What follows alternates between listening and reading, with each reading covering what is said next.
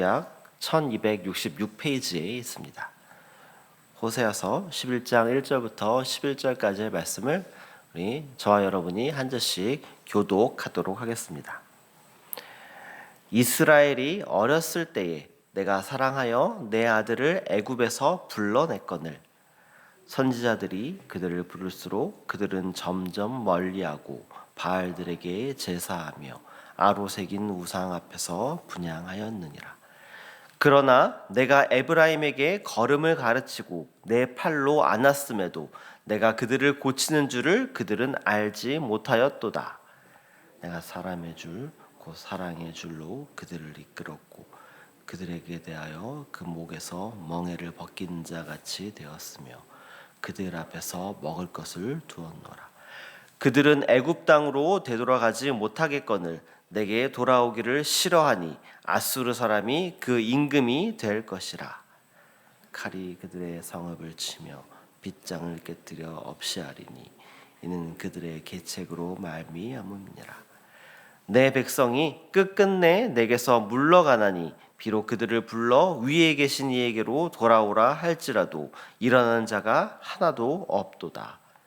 에브라임이여 내가 어찌 너를 놓겠느냐. 이스라엘이여 내가 어찌 너를 버리겠느냐. 내가 어찌 너를 아드마같이 놓겠느냐. 어찌 너를 스보임같이 두겠느냐. 내 마음이 내 속에서 돌이키어 나의 긍휼이 온전히 불붙듯 하도다. 내가 나의 맹렬한 진노를 나타내지 아니하며 내가 다시는 에브라임을 멸하지 아니하리니 이는 내가 하나님이요 사람이 아님이라. 내 가운데 있는 거룩함이니 진노함으로 내게 임하지 아니하리라. 그들은 사자처럼 소리를 내시는 여호와를 따를 것이라. 여호와께서 소리를 내시면 자손들이 서쪽에서부터 떨며. 함께 읽겠습니다. 그들은 애굽에서부터 새같이 아수르에서부터 비둘기같이 떨며 오리니 내가 그들을 그들의 집에 머물게 하리라. 나 여호와의 말이니라. 아멘. 안녕하세요. 평안한 주 보내셨나요? 이번 주에 한 주간 눈이 참 많이 왔습니다. 기상청이 생긴 이래로 11월에 내린 눈 중에서 가장 많은 눈의 양이 왔다고 하는데요. 아직도 눈이 곳곳에 많이 남아 있습니다. 또 날씨가 추워지면서 그 눈들이 이제 빙판길이 되었는데요. 또 미끄럽고 추운 날씨 가운데에 또 오가는 가운데에 건강에 유의하시고 또 안전에 유의하시며 또 하나님께서 주신 또 은혜 가운데에 또 겨울 잘 보내시기를 소망합니다. 특별히 또 내일부터 이제 2024년 12월이 시작됩니다. 이제 한 달 남았는데요. 이 남은 한 달의 시간 동안도 또 하나님이 주시는 은혜 안에서 또 풍성히 거하시는 우리 성도 여러분들 되시기를 소망합니다. 오늘 우리가 읽은 본문은 호세아서 11장 1절부터 11절까지의 말씀을 우리가 함께 읽었습니다. 오늘 본문은 지금까지 살펴본 호세아서의 내용과는 사실 약간 다른 분위기를 보여주고 있습니다. 북이스라엘의 우상 숭배와 죄악으로 인해서 그들을 심판하겠다라는 강한 어조의 말씀이 반복되었던 그 호세아서의 앞장들과는 다르게 오늘 본문은 시작부터 하나님께서 택하셨던 그 백성들을 향한 유하면서도 따뜻한 모습을 보여주고 있습니다. 우리 함께 1절 말씀을 우리 읽어보도록 하겠습니다. 이스라엘이 어렸을 때에 내가 사랑하여 내 아들을 애굽에서 불러냈거늘. 아멘. 오늘 본문 1절 말씀에서 하나님께서는 이스라엘 백성, 북이스라엘 백성을 지칭하면서 내 아들이라고 부르시면서 이전에 이스라엘이 어렸을 때를 말씀하십니다.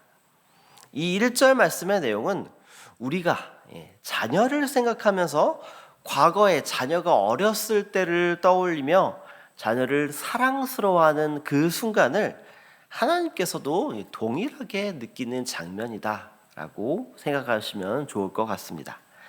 1절 말씀에서 하나님께서도 이스라엘 백성이 사랑스러운 아들로서 어렸던 순간을 떠올리며 따스한 시선으로 이스라엘 백성을 바라보고 있는 그 말씀이라 할 수 있습니다. 하나님께서 이스라엘 백성의 그 사랑스러운 어린 시절이라고 생각하시면서 말씀하는 그 시기는 어느 때라고 1절 말씀에 나와 있습니까? 바로 출애굽 시대라고 나와 있습니다.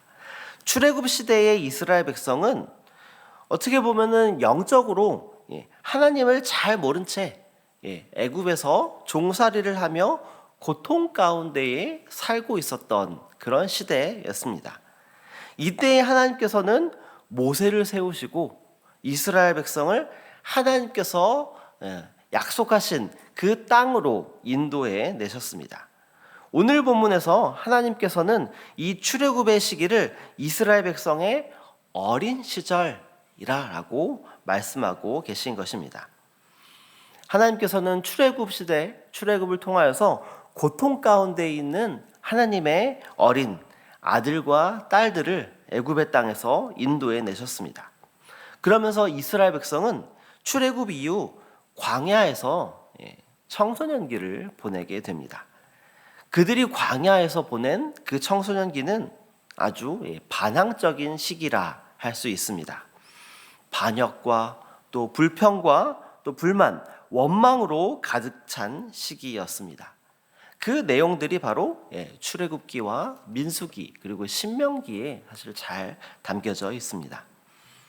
그 이후에 여호수아와 갈렙을 제외한 출애굽에서 나왔던 1세대의 사람들이 모두 광야에서 죽고, 나이로는 젊은 2세대지만 하나님 보시기에는 신앙적으로 성장하여 성인이 된 이스라엘 백성의 새로운 삶이 바로 가나안 땅에서 펼쳐지게 됩니다. 그리고 성인으로서 가나안 땅에서 살아가는 이스라엘 백성의 삶은 계속해서 하나님께 불순종하며 하나님이 아닌 우상을 숭배하며 살아가게 됩니다.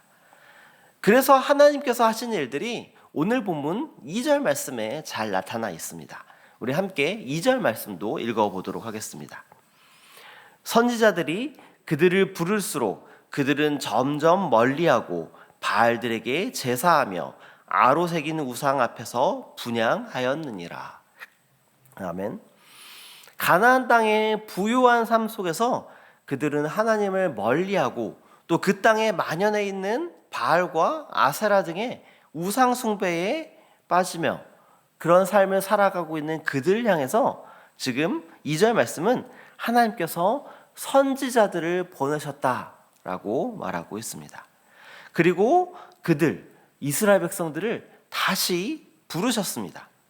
그럼에도 불구하고 이스라엘 백성들은 점점 더 하나님을 멀리하고 바알들과 다른 우상들에게 제사하는 삶을 이어갔다라고 2절 말씀은 이야기하고 있습니다. 그런 이스라엘 백성의 모습을 보시고 가슴 아파하시는 하나님의 모습이 사실 3절 말씀에 잘 담겨져 있습니다. 우리 3절 말씀도 우리 함께 읽어보겠습니다. 그러나 내가 에브라임에게 걸음을 가르치고 내 팔로 안았음에도 내가 그들을 고치는 줄을 그들은 알지 못하였도다. 아멘. 여기서 에브라임은 요셉의 막내 아들로 야곱의 자손으로 12지파를 구성한 중에 가장 막내를 의미합니다.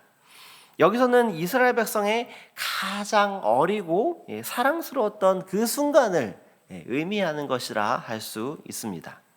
이런 사랑스럽고 어렸던 이스라엘 백성에게 걸음을 가르치고 팔로 안아 키웠던 그 하나님의 사랑을 지금 성인이 된 지금의 북이스라엘 백성들은 하나님의 그 사랑을 이해하지도 못하고 또 받아들이지도 못하면서 그 모습을 보면서 가슴 아파하시는 그 하나님의 모습이 너무나도 잘 표현되어 있는 것 같습니다.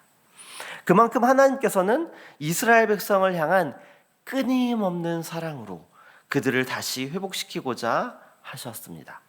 그러나 이스라엘 백성은 하나님께서 가까이 다가가면 다가갈수록 더 멀리 하나님을 떠났고 더 악해지고 하나님이 아닌 우상을 숭배하는 모습을 계속해서 반복해서 보여주며 살았던 것입니다.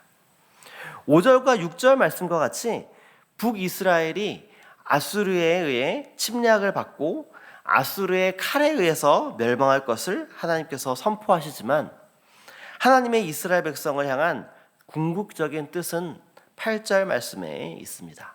우리 8절 말씀도 우리 함께 읽어 보겠습니다.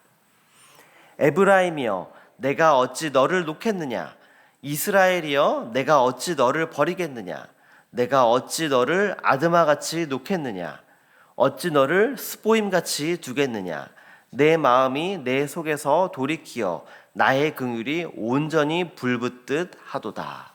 아멘. 하나님께서는 호세아서 전체를 통하여 그들을 심판하실 것을 선포하시지만 하나님의 속뜻은 방금 읽은 8절 말씀과 같습니다. 하나님께서는 결코 그들을 놓지 않으시며 버리시지 않습니다.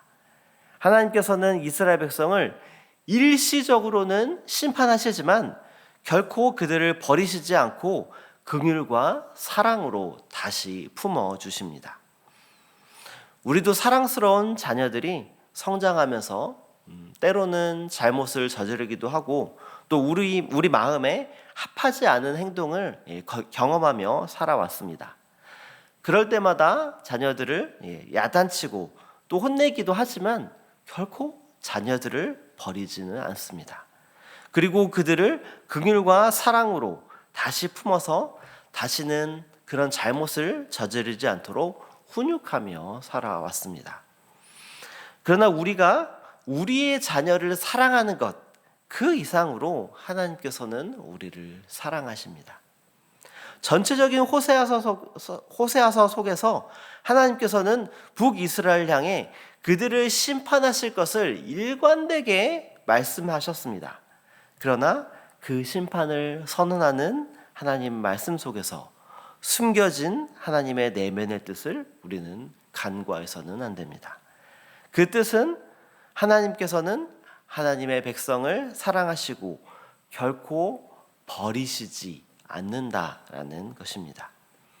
그렇기 때문에 하나님을 떠나고 범죄한 하나님의 백성들을 향해서 하나님께서 심판을 하실 수밖에 없지만 우리는 그 심판 너머에는 더 큰 하나님의 사랑이 있다는 것을 우리는 알아야 할 것입니다.